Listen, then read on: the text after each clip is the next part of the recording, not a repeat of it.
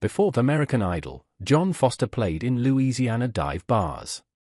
Here's a look back. Side Porch Daiquiris, a beloved local bar off Lane 1 in Addis, was quiet Wednesday morning except for the chatter of the radio and the whirring of the daiquiri machines.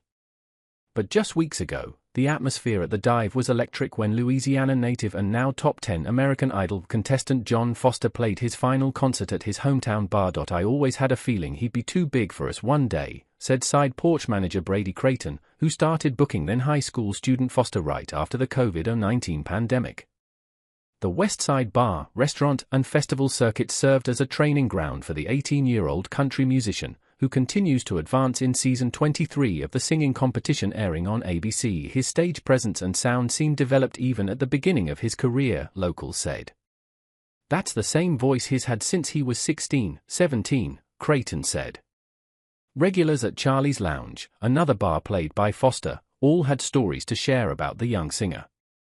Local Gary Tullier said he only got better as he watched him play over the years. When Foster was starting out, he played Feast on the Levee, a festival in Brusley where Tullier saw him perform. When he got off the stage, I said, "Man, you did excellent, you need to go on American Idol," Tullier said. Sitting around the bar, residents also praised Foster for being an old soul, in both his music and how he interacts with others.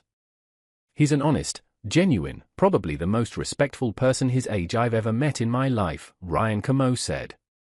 I mean, I gotta tell him to quit calling me sir.